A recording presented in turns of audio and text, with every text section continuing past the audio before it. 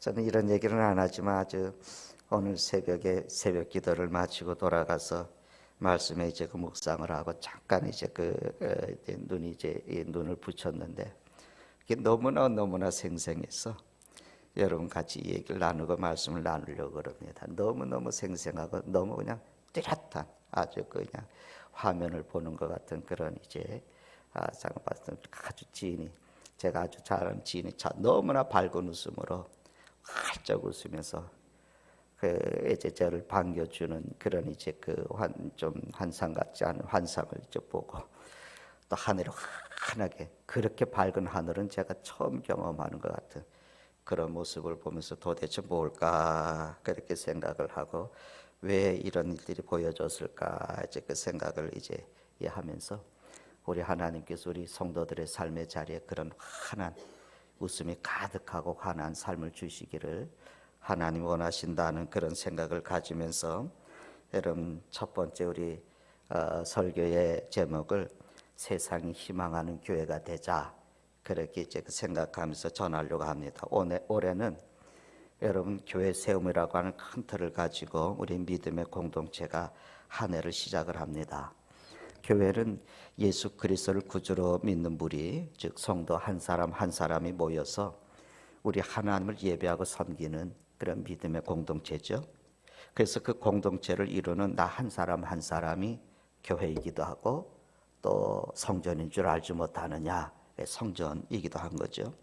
한 지성인이 이 코로나 팬데믹 때의 이제 유일한 희망이 결국은 기독교, 결국은 교회다.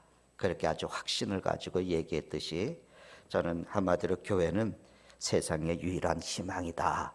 그렇게 이제 말하고 싶습니다. 여러분이 세상의 희망인 거죠. 여러분은 교회니까 삶의 현장에서 희망을 주고 위로를 주고 또 기쁨을 줄 수 있는 그런 삶의 역사를 이뤄가는 그런 삶이 되는 것입니다.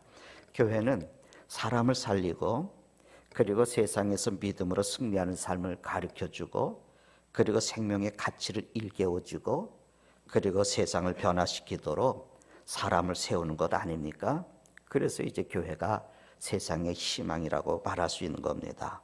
교회만이 세상을 변화시키고 바꿀 수 있는 유일한 그런 희망이 되는 거죠. 그리고 교회는 구원의 복음을 들고 이제 그 복음을 듣고 또 하나님의 자녀가 되고 또 하나님의 나라를 위해서 같은 마음과 같은 이 뜻을 품고 살아갈 수 있도록 희망을 공급하는 것이 됩니다. 그런데 오늘 교회들이 처한 현실이 이 세상에서 그런 역할을 하지 못하고 있다는 것이 여러분 안타깝지 않습니까? 교회의 이름으로 모였는데 일부의 성도들의 잘못된 그 의식과 또 교회 안에 깊이 박혀있는 그 인간적인 제도들로 인해서 교회가 교회로서의 정체성을 상실해 가고 있지 않습니까? 아예 그냥 교회가 뭔지도 모르고 우리가 예수 믿고 예수님을 따라가고 있지는 않습니까? 그래서 더 이상 교회가 교회다움을 잃고 본질을 버리게 되면은 교회가 세상의 희망이기보다는 절망이 됩니다.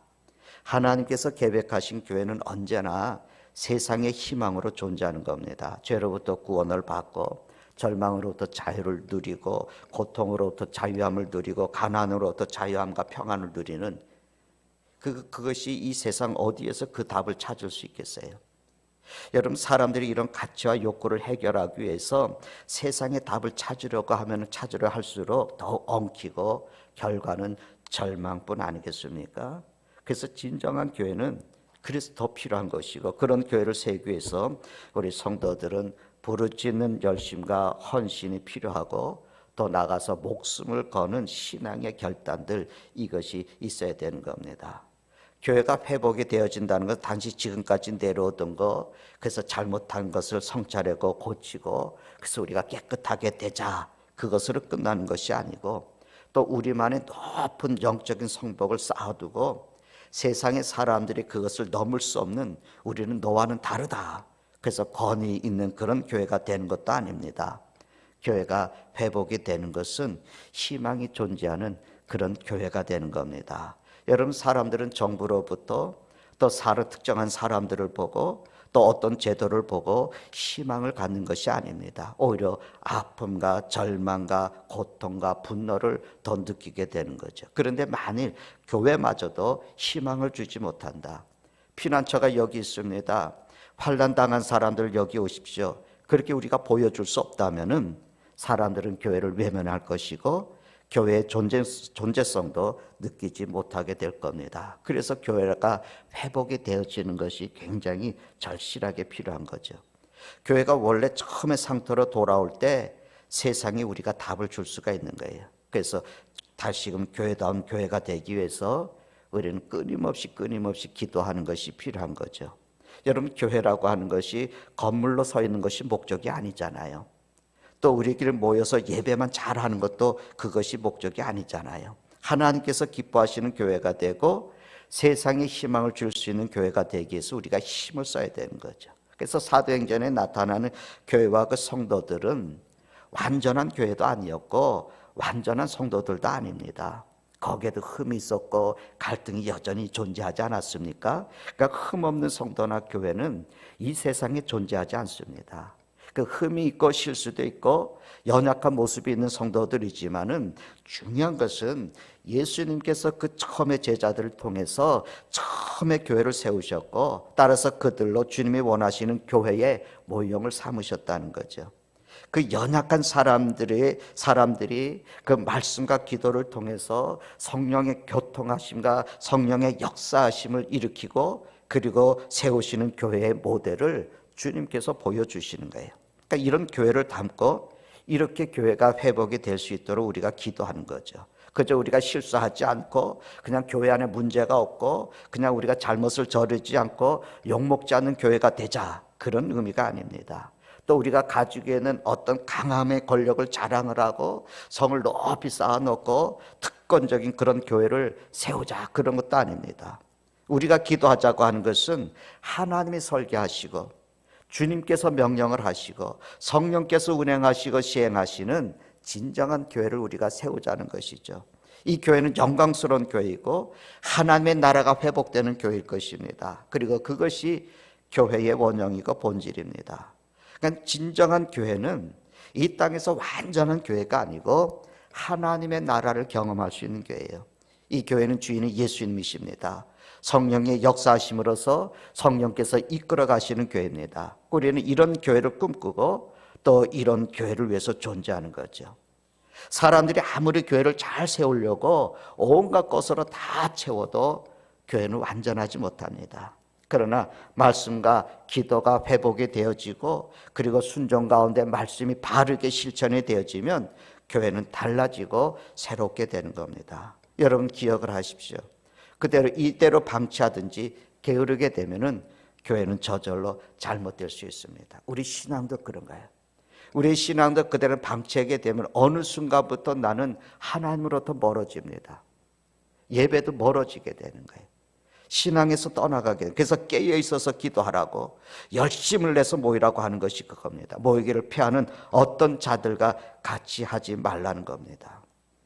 교회는 제도나 교리로만 세워지게 되면 주님께서 말씀하신 것처럼 바리새인들 같은 율법주의자들은 교회가 되어지고 여러분 제국주의라고 하는 게 있잖아요. 그 제국주의 같은 그런 제도에 큰 맥혀져 가지고 그런 교회가 돼요.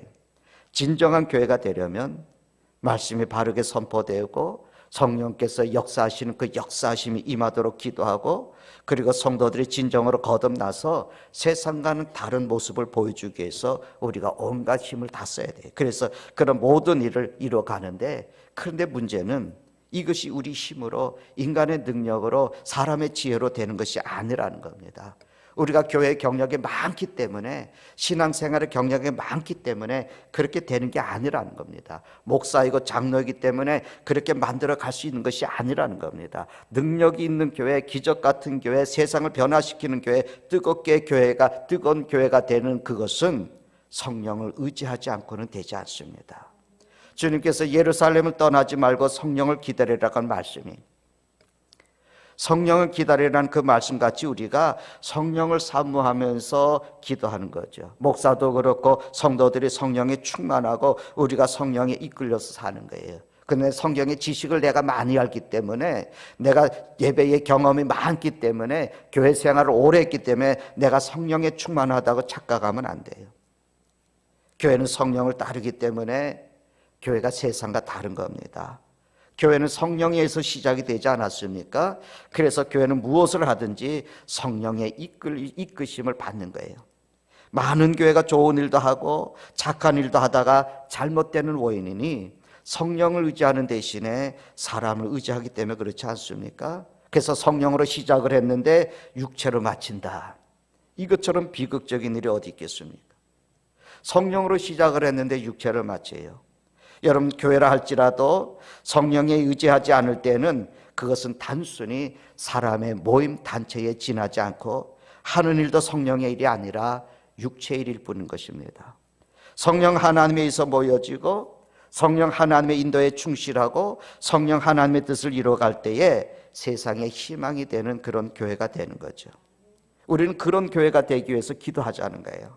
그렇게 기도하셔야 돼요. 하나님의 교회를 세워가는 하나님의 사람들이 그런 기도를 해야 돼요. 성령이 임하는 교회는 어떤 특징이 있겠습니까? 성령으로 세워지는 교회는 거룩과 순결이 강조되는 교회거든요. 저는 사도행전을 이제 우리가 읽어야 될 텐데, 여러분, 사도행전을 우리가 사순절까지 한 20독을 읽었으면 좋겠어요. 다른 성경 좀 접어놓고. 저는 40독을 할 생각이거든요. 그래서 계속해서 읽어가고 있는데, 사도행 우리가 교회 세우는데 처음에 교회들은 어땠을까? 교회 모습들 우리가 다시 한번 보는 게 중요한데, 사도행전 말씀을 읽으면서 여러분 의구심을 갖는 사건이 있지 않습니까? 아나니아하고 삽비라의 사건이거든요. 만약에 오늘 우리 교회 안에 이런 일이 일어났다면 교회가 어떻게 되겠어요?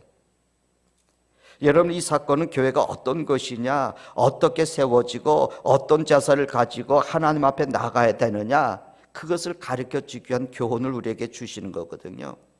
오늘의 교회가 아나니아 삽비라 기준의 이야기에 대해서 판단을 받는다, 그야말로 남아있을 사람은 아무도 없을 겁니다. 그냥 교회가 부정하고 죄악과 타협하고 적당주의를 거룩과 순결의 경계가 무너지지 않도록 조심하라는 거예요. 성도 여러분, 아나니아 삽비라가 사단의 유혹을 받아서 말이죠, 자기가 땅을 판 돈을 반을 빼돌리고 그저 반만 하나님 앞에 헌금을 했기 때문에 벌 받아서 죽었다, 그렇게 여기십니까? 땅을 팔아서 반을 드리면은 죽고 땅을 팔아서 다 드리면 산다. 성령을 속였기 때문에 죽었고 성령을 속이지 않으면 산다. 성경이 그것을 우리에게 말씀하려고 하는 것은 아니잖아요. 아나니아 삽비라 사건은 교회의 거룩함과 순결이 얼마나 중요한가를 알려주는 거예요. 교회는 거룩을 잃어버리고 순결을 잃어버리면 죽는 겁니다. 그래서 내가 살았다 하나 실상은 죽었다. 4대 교회를 주신 말씀 아닙니까? 내가 살았다고 하지만 실상은 죽은 자라고.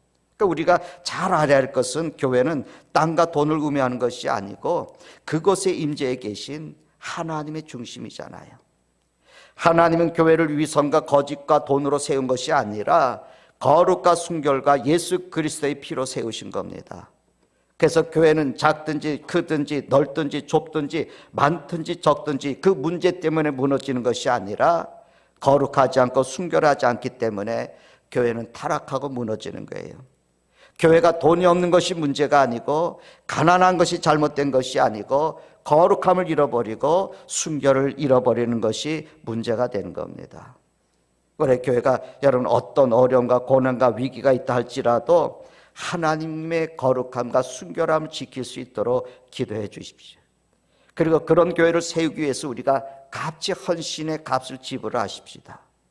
일을 많이 하고 사람이 모이고 좋은 일을 크게 한다 해도 하나님께서 그것을 통해 영광을 받으시는 것이 아닙니다. 하나님께서 원하시는 것은 거룩하고 순결한 교회가 되는 것, 그것이 1차적이라고 하는 것을 우리가 다시 깨달아야 됩니다. 내가 거룩하니 너희도 거룩하라고. 그래서 불법을 행하고 빛과 소금이 되지 않고 강도의 소굴 같은 교회는 하나님께서 기뻐하실 수가 없습니다. 그래서 우리는 거룩한 일, 순결한 일, 하나님을 기쁘시게 하는 일을 위해서 우리가 다시 한번 일어서는 그런 교회가 되기를 바랍니다. 그러면 여러분, 우리가 구체적으로 세상의 희망이 되는 교회는 무엇을 해야 될까요? 첫째는 이겁니다. 예수 사랑이 넘치는 교회. 주님의 사랑으로 가득한 교회가 돼야 돼요. 처음에 교회는 성령이 주도적으로 역사한 교회 아니겠습니까? 그래서 성령에 의해서 모인 사람들이 거듭나고 변화가 되었는데, 그들이 서로를 가르침을 받고 떡을 떼고 교제를 나누고 그러면서 기도를 하는 삶의 모습 아니겠습니까? 그러니까 이것은 오늘 교회가 어떤 모습이었는지를 잘 보여주는 말씀입니다. 초대 예루살렘 교회는 오늘 보는 말씀처럼 믿는 사람들이 그저 모든 물건을 서로 통용을 해가고 재산과 소유를 팔아서 자신의 필요를 따라 나눠주는 그런 사랑의 공동체였어요. 여러분, 사도행전 4장 32절 말씀 보십시오. 믿는 무리가 한 마음과 한 뜻이 되어 모든 물건을 서로 통용하고 자기 재물을 조금이라도 자기 것이라 하는 이가 하나도 없었다. 이렇게 성령으로 채워진 교회가 희망과 사랑과 은혜가 넘쳤다는 거죠. 교회는 교파와 교단에 소속되어 있지 않습니까? 우리는 장로교고 통합직이라는 그런 교단에 이제 소속이 되어 있는데, 그렇게 소속되어 있고 제도라고 하는 틀 아래 있지만 그것만으로 공동체가 되는 것은 아닙니다. 진정한 교회라고 하는 것은 성령에 거듭난 사람들이 예수 그리스도의 소망과 사랑과 은혜를 경험을 하고 다른 사람들에게 나눔을 주는 교회예요. 거듭난 성도들의 교회는 성령의 기름을 부음을 받고 예수 그리스도를 자랑하고 그래서 예수 그리스도를 증거하기 때문에 구원의 감격들이 끊임없이 일어나는 공동체인 겁니다. 사랑의 이 사도행전에 나타난 처음에 이 교회는 사랑이 넘치는 교회였거든요. 나중에 점점 그 사랑이 식어가고 잃어버리기도 했지만, 여러분, 사도행전 4장 35절에 사도들의 발 앞에 두며 그들이 각 사람의 필요를 따라 나눠줌이라고. 저는 우리 교회가 이렇게 사랑의 공동체가 되고 싶고 그 교회를 담고 싶습니다. 성령으로 거듭난 사람은 교회 생활, 소유에 대한 그런 의식들, 관계 형성, 자신들의 그런 이익보다 정말 섬김과 나눔으로 서로를 존경하고 신뢰로 든든히 세워져가는, 그렇게 사랑이 넘쳐나는 그런 교회 공동체를 만드는 거예요. 그것이 하나님의 사람들이 섬겨가는 그런 교회의 신실한 모습입니다. 저는 우리 교회가 여러분 이런 교회가 되기를 소원해요. 사람들이 교회 와서 천국을 느끼고 천국을 경험하고 예수님을 만나고 예수님을 느끼고 예수님의 음성을 듣고 예수님의 손과 발을 경험하는, 그래서 찬양하고 예배하고 기도하고 가난한 자를 돌아보고 약한 자를 위로하고 세상을 향해서 선한 유익을 끼쳐가는 영적인 공동체임을 우리가 보여줘야 됩니다. 오늘 세상에 필요한 교회는 세상에 희망을 주는 교회 아니겠어요? 그래서 우리의 모토가 세상을 춤추게 하는 교회가 되자고 그렇게 얘기하지 않습니까? 초대교회는 실제로 그런 교회였어요. 그래서 주변과 거대한 로마까지도 그들은 흔들 수 있는 힘을 가졌습니다. 그들은 이렇게 성령으로 거듭난 사람들이기 때문에 복음을 예루살렘만 아니라 땅끝까지 전할 수가 있었어요. 여러분, 그런 꿈을 가지십니까? 젊은이들 그런 꿈을 갖고 계십니까? 성령의 이 기름 부음을 주신 교회는 종교성보다 사람의 생명을 위해서 자신의 모든 것을 드리는 사랑의 존재가 되는 거예요. 종교심에 뭉쳐 있는 것이 아닙니다. 여러분, 서로 채워주려고 하는 교회와 서로 높아지려고 서로 주도권을 빼앗는 교회는 다릅니다. 보통 사람들은 돈, 땅, 집에 가치를 두고 목숨을 걸지 않습니까? 여러분, 나라를 사랑하고 나라를 섬기겠다고 하는 사람 다 보니까 집, 땅 다 여기에 목매 있어요. 그런데 성령의 사람은 사람의 가치를 두는 거예요. 사람을 구원하고 사람을 세워주려고 모든 것을 겁니다. 우리가 바라고 꿈꾸는 교회가 그런 교회예요. 경쟁하고 교만하고 자랑하는 교회보다는 서로를 채워주려고 하는 그런 교회가 되는 거예요. 다른 사람의 부족한 것과 필요한 것을 채워주려고 하면 여러분 사랑하게 되고 기도하게 됩니다. 그런데 빼앗고 헐뜯고 더 가지려고 하는 욕심을 내면 서로 마음을 닫아버리고 큰 아픔을 주고 상처를 받게 됩니다. 사도행전의 교회, 사람을 소중히 여기고 사랑하는 열린 교회입니다. 누구든지 품고 함께 할 수 있었던 교회였어요. 그런데 오늘 교회는 그렇지 못합니다. 아니, 그렇게 하질 않아요. 그래서 교회에 와서도 세상에서 느끼지 못한 상처를 받고 교회를 등지는 사람들이 있습니다. 우리는 이것을 두고 우리는 기도하면서 회개할 필요가 있어요. 우리 교회가 상처 주는 교회가 되지 않도록 기도할 필요가 있어요. 사랑과 기쁨을 주는 교회로 다시 세워지도록 우리는 기도해야지 될 의무가 있어요. 우리가 부흥에 앞서서 기도해야 될 것은 뭐냐면 교회 때문에 시험을 받아서 믿음을 잃지 않고 아파하지 않도록 하는 거예요.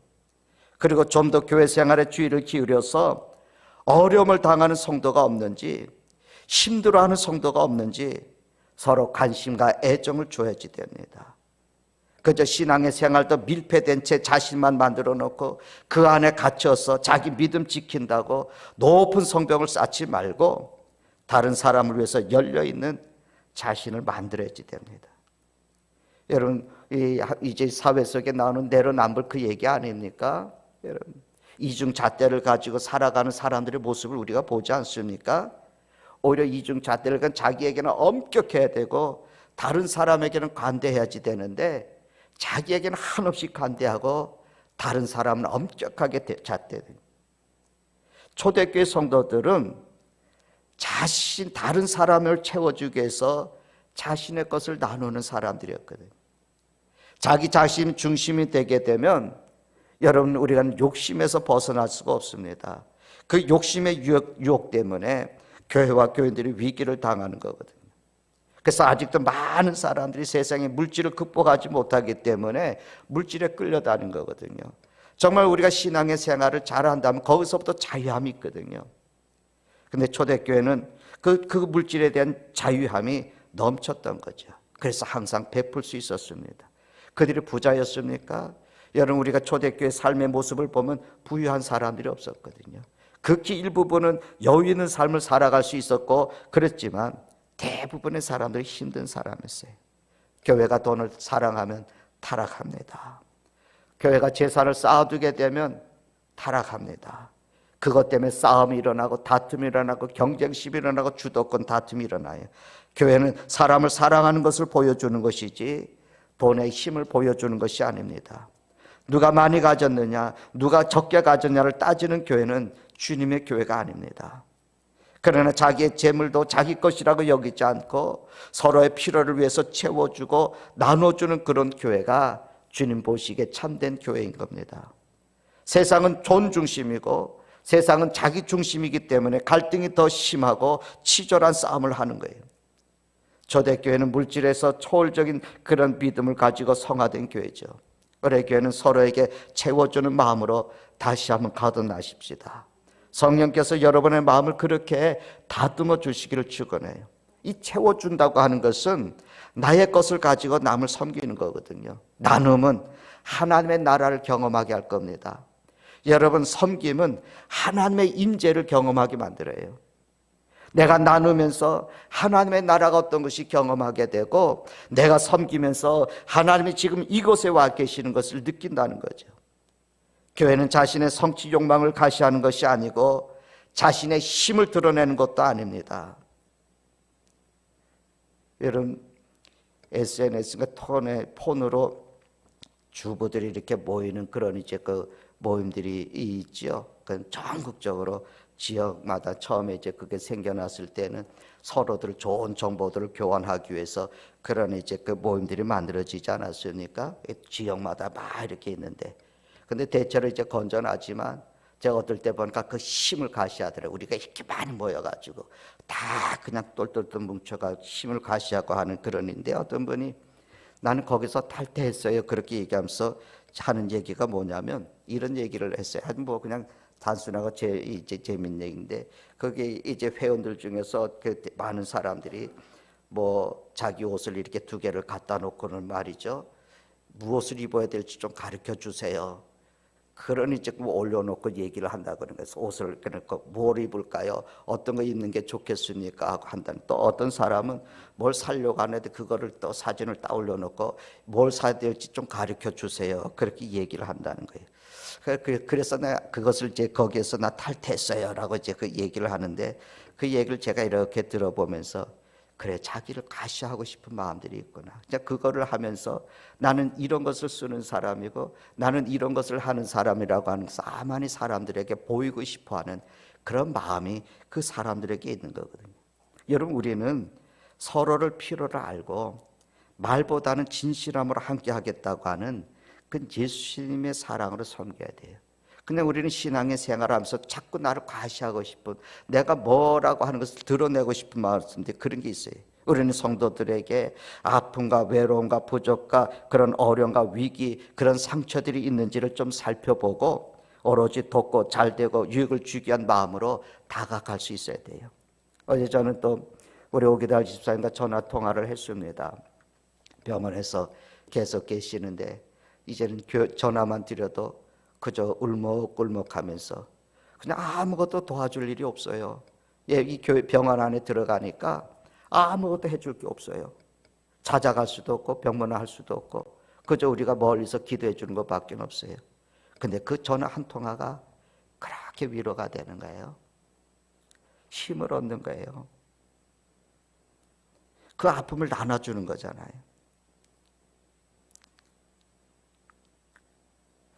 최근에 우리 아이들 돌보는 데 있어서 아픈 아이가 하나 들어왔어요.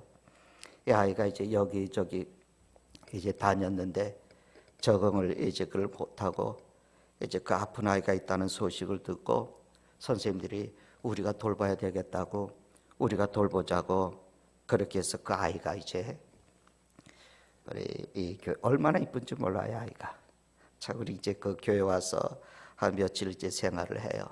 그래서 이제 또 특별한 아이기 때문에 문 집사님께 또 이제 도움을 구하고 또 황혜정 집사님도 와서 이 아이를 어떻게 돌봐야 될지 좀 이제 좀 살펴보고 어떻게 해야 될지 좀 가르쳐 달라고 그런 얘기도 이제 나누고. 근데 제가 깜짝 놀란 것은 다 그분들은 전문가들이니까 그런데 우리 아이들이 제가 이렇게 3층에서 내려가면서 이렇게 보니까 아이들이 화장실 안에서 웅성웅성 하는 거예요. 그 여자아이들이. 그 쟤네들이 저기서 뭘 얘기하나 그랬더니 나와서 보니까 그 아이를 서로 도와주는 거야. 서로 아이들이 도와주는 거예요. 저 깜짝 놀랐어요. 그러면서 아이들이 자기들끼리 모여가지고 말이죠. 우리가 다 같이 도와줘야 될까? 조를 짜서 도와줘야 될까? 그러면서 그 아픈 아이를 도와주는 그 모습을 보고 제가 깜짝 놀랐어요. 대개는 무시하고 대개는 피하게 되고 대개는 거리를 두게 되는데 그렇게 하는 모습을 보고 제가 참 감사하다. 저런 마음을 가지고 함께 같이 돌보고 생활할 수 있는 게 감사하다고. 근데 한마디예요. 얘들아, 얘는 아픈 아이거든. 그러니까 너희들이 좀 돌봐줘야지 돼.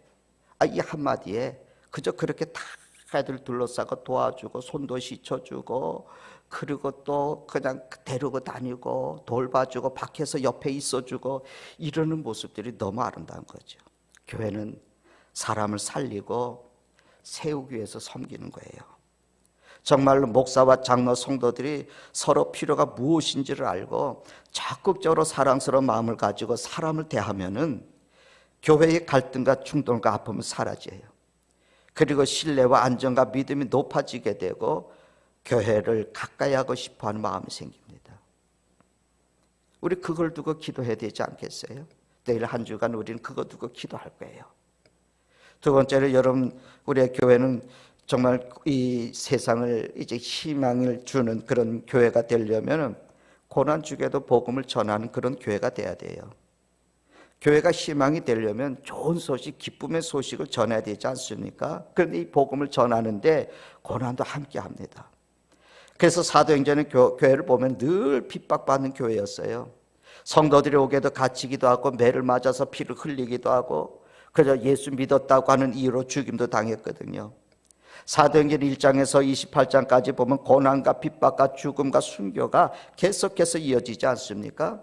왜 그런 과정을 우리에게 보여줄까요? 그저 화려하게 되고 부자가 되고 재산을 쌓아두면서 떵떵거리고 사는 그런 모습을 보여주지 않은 복음의 간절함 때문에. 그래서 당시 예수님을 믿는 것과 교회를 세우는 것은 쉬운 것이 아니었습니다. 핍박받아야 할 것과 죽을 것을 각오하면서 믿어야 됐습니다. 그런데 오늘 교회는 너무나 초대교회와 비하면 너무 편하지 않습니까? 너무 편한데 교회는 그 반대로 복음의 생명력이 약해졌어요. 예수 그리스도의 복음은 고난이 하는 핍박에서 생명력이 전파되어 왔는데 지금은 너무 편하니까, 너무 자유로우니까 전하는 사람도 열정이나 헌신이 약해졌습니다. 여러분, 복음에 대한 헌신이 약하면 교회는 희망이 없습니다. 어느 교회 시대든지 복음 전파에는 많은 어려움들이 있었고 핍박 속에서 복음이 전파되었습니다. 그런데 여러분, 한국처럼 복음 전하기 좋은 환경을 가진 나라가 없습니다. 그런데 여러분, 목회는 어려워졌고 전도는 안 된다고 말하는 것 우리는 듣지 않습니까? 너무나 자유롭고 편하기 때문에. 사도행전의 교회는 고난의 교회였고 핍박받는 교회였지만 교회와 성도는 더욱 복음을 전하고 구원받는 사람들이 날마다 더 고난이 더욱 복음을 전파하도록 재촉을 했고 고난의 복음을 생명으로 붙들게 한 겁니다. 편한 교회도 복음도 죽습니다. 그러면 희망도 죽습니다. 우리가 사도행전의 교회를 꿈꿔야 되는 것은 편안한 교회, 쉬는 교회, 자유로운 교회, 그것을 말하는 것이 아니라 복음을 위해서 고난을 받을 수 있는 교회, 예수 그리스도를 세상에 알리기 위해서 아픔도 겪을 수 있는 교회, 구원을 받는 사람을 한 사람이라도 더 얻기 위해서 피땀을 흘릴 수 있는 교회, 그런 교회가 되길 원하는 거예요. 복음 전파를 위해서 우리는 어떻게 해야 될까요? 그저 나태함과 편안함 의도적으로 우리는 버려야지 돼요. 힘들다, 어렵다, 고통스럽다, 그런 불평이 어떤 이유세든지 하지 말아야 돼요. 여러분, 복음 전파에 힘쓰는 성도들에게 고통 주지 말고 감사하면서 격려해야 돼요. 사도행전의 교회는 핍박과 고난과 협박이 끊임없이 지속됐습니다. 근데 여러분, 우리 베드로도 바울도 믿음의 형제들이 돌에 맞고 굶주리고 매맞아 갖고 기절하면서까지 그들은 복음을 전했기 때문에 오늘 우리가 예수를 믿고 교회를 다니게 될 수 있는 거죠. 우리도 그런 책임을 갖고 있고 당연히 그렇게 해야지 되고, 나와 우리 교회로 인해서 복음이 멈춰지는 그런 비극을 우리가 다음 세대에 넘겨주면 안 됩니다. 그리스도의 남은 고난을 내 몸에 채우겠다고. 무엇을 위해서요? 복음을 위해서요.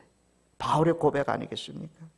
그리스도의 남은 고난 내게 채운다고. 우리는 고난이 없는 교회를 꿈꾸기 위해서 기도하는 것이 아니라 고난 속에서도 담대하게 복음을 전하고 교회를 세우기 위해서 기도하는 겁니다. 진정한 생명의 복음을 전하는 일을 위해서 고난받겠다고 하는 각오로 기도를 하는 겁니다. 제가 서두에 말씀을 드린 것은 한 사람 한 사람이 교회라는 거죠. 우리가 교회란 말이에요. 우리가 모여져서 그런 교회가 되는 거거든요. 하나님 앞에 설 때에 편하고 자유한 교회는 분명히 부끄러운 교회일 것이 확실합니다. 교회는 전하기 위해서 생명을 바치고 복음 전하는 일에 생명을 바치고 고난을 이기려고 카타콤, 디아스포라 이런 일들이 일어나지 않았습니까? 지하로 들어가면서도 복음을 포기하지 않았거든요. 그런 교회는 영광스러운 교회가 될 것입니다. 여러분, 세상에 희망을 주기 위해서는 고난 중에도 우리가 복음을 전하는 그런 교회가 되어야 됩니다. 세 번째, 우리가 정리하면서 볼 것은 교회와 사람을 세우는 교회가 되어야 돼요. 세상에 희망을 주는 교회는 허무는 교회가 아니고 세우는 교회예요. 사도행전 교회는 하나님의 일을 할 수 있는 사람들이 준비되어 있었던 교회입니다.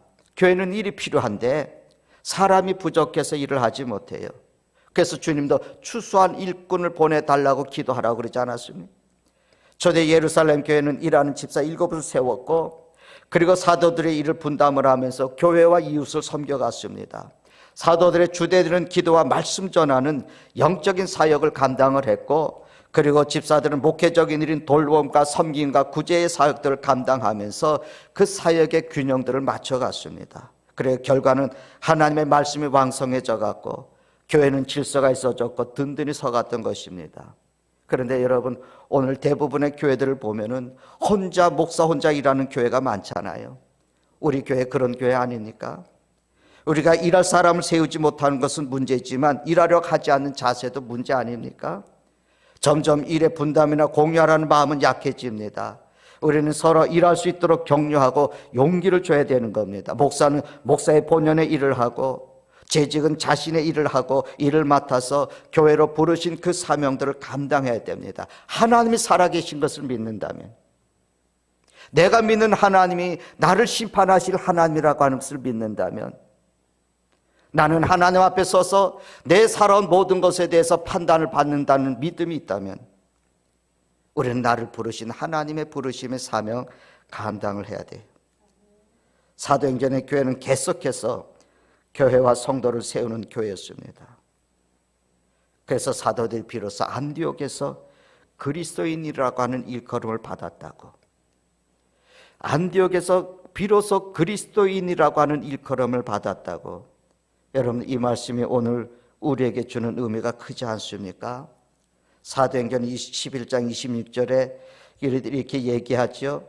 제자들이 안디옥에서 비로소 그리스도인이라 일컬음을 받게 되었다. 과연 우리를 보고 사람들이 진정한 그리스도인이라고 인정을 할까요? 우리가 교회를 세우지 않고 그리스도인으로 세우려 하지 않고 희생하지 않으면 아무도 우리를 그리스도인이라고 부르지 않을 겁니다. 안디옥 같은 교회, 비로소 제자들이 그리스도인이라 일컬음을 받았다. 그런 교회가 되기 위해서 우리는 기도해야 됩니다.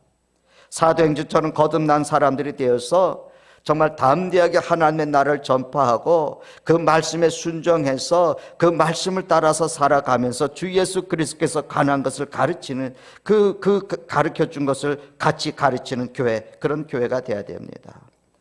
사람들에게 하나님의 나라를 전파하고 주 예수 그리스도를 가르쳐 구원받았다는 그런 희망의 소식이 우리에게 다시 들려지더라고요. 우리는 분명히 기억을 해야 돼요. 성령의 역사는 결코 끝이 없습니다.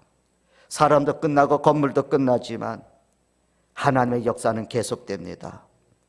그건 진리예요. 하나님의 말씀은 한 점이라도 땅에 떨어지지 않습니다. 우리는 그 일을 위해서 부름을 받았고 교회도 그 일을 위해서 세워진 겁니다. 성도 여러분, 오늘 교회가 말씀 그대로 되는 역사를 위해서 우리 같이 기도하십시다. 교회가 하나님의 말씀 그대로 되는 일, 하나님의 말씀하신 그대로 역사가 일어나는 교회, 그를 위해서 기도하십시다. 함께 하나님의 교회를 바로 세워가는 일, 거기에 가치를 느끼고 우리가 영적으로 함께 헌신을 하십시다. 주님께서 그런 교회에 여러분 생명의 면류관을 주신다고 하지 않았습니까?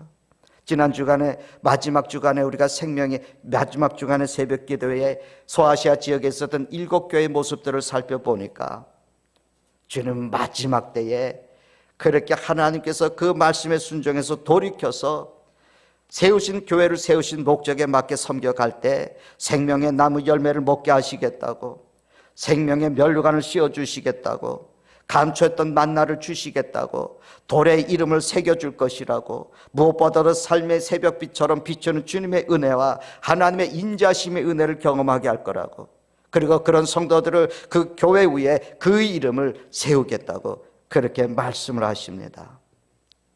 세상의 희망이 되는 교회, 그러려면 여러분 다시 한번 돌이가 보십시다. 사랑이 넘쳐야 됩니다. 힘들고 어렵고 고통스러운 일이 있지만 복음을 전하는 그런 성도, 그런 교회가 되고, 그리고 교회를 세우고 사람을 세우는 그런 교회가 되십시다. 그때 하나님의 역사는 내 삶 속에 놀랍게 살아계심을 나를 통해서 증거하실 겁니다. 내가 그런 성도가 되고 우리 교회가 그런 교회가 되면 반드시 하나님은 살아계시니까 살아계심의 역사를 우리에게 나타내실 거고, 하나님 우리를 통해서 그리스도인의 모습들을 세상에게 투영하실 겁니다.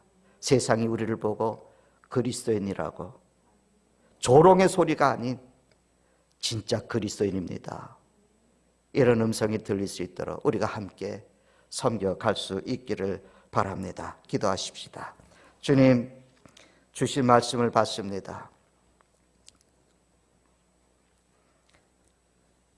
오늘도 하나님 다시 한번 저희들이 이 혼란의 때에 교회를 돌아보게 하시고 우리의 믿음의 교회가, 우리의 믿음의 공동체가 다시 교회 세움의 일들을 이루기를 원합니다. 주님, 사람에게 보이고 화려함을 만들어가고 그저 우리가 하나님 그냥 권세를 누리고 그러는 교회를 세움이 아니라 주님이 원하시는 교회, 주님이 우리에게 모델링 보여주신 그 처음의 교회들 모습들 우리 안에 이루어지고 그 선한 영향력이 세상 밖에 나가 많은 사람들을 살리고 세우는 그런 역사를 이루고 싶습니다. 주님, 넘어진 자 세우시는 주님, 실패한 자 다시 일으켜서 세우시는 하나님, 다시 고치셔서 주의 선하신 일들을 이루시게 하나님, 오늘 하나님 우리가 돌아선 요나가 되게 하시고 회개하고 엎드려진 하나님 베드로가 되게 하시고 우리가 바울이 되게 하셔서 주의 나라 역사에 쓰여지는 놀라운 은혜를 우리에게 허락하여 주시옵소서. 우리 주 예수님의 이름으로 기도드리나이다. 아멘.